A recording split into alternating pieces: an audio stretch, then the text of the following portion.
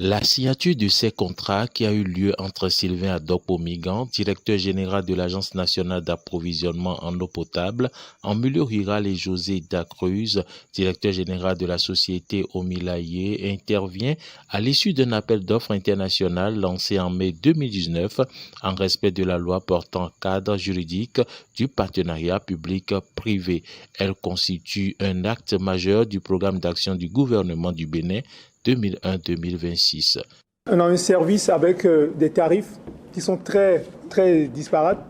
Je donne un cas, vous avez des endroits du Bénin où l'eau potable en milieu rural, en mètre cube, se chiffre jusqu'à 2000 francs le mètre cube, alors qu'à certains endroits, vous les avez à 500 francs le mètre cube, à 400 francs le mètre cube. Donc, il était question de remettre de l'ordre et de mettre ces ouvrages dans un cadre contractuel très clair, avec des obligations de part et d'autre. Donc on pense que on privatise le service de l'eau, ce n'est pas de la privatisation. On délègue le service de l'eau potable à des professionnels qui les livrent moyennant rémunération, c'est une prestation, de façon à assurer un service de qualité aux populations, et nous gardons les risques les plus importants.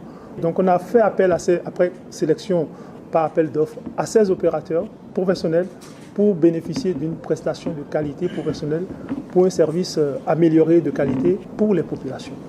La signature de ces contrats marque donc la concrétisation d'une nouvelle approche de développement et de gestion des infrastructures d'accès à l'eau potable en milieu rural, dont le but est la rationalisation de l'intervention publique et l'amélioration des performances opérationnelles d'un accès universel avant 2030. Le chef de l'État a positionné le secteur de l'eau à la première position des priorités de l'action de son gouvernement parce que, comme nous le savons tous, sans eau, il n'y a pas possibilité de vie. L'eau, c'est donc la vie. Cette volonté du chef de l'État a été clairement traduite dans le programme d'action du gouvernement Bénin Révélé, engageant ainsi le gouvernement à réaliser l'accès universel à l'eau potable aux populations avant même l'échéance 2030 retenue par la communauté internationale.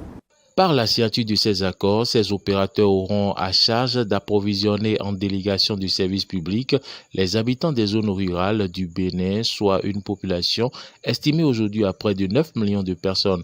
Ils auront à exploiter et à maintenir dès à présent 610 adductions d'eau villageoise, AEV, et 25 systèmes d'approvisionnement en eau potable multivillages, dans l'objectif d'assurer d'ici à 2030 l'accès de l'eau potable aux populations, avec notamment plus de 25 000 km de réseau.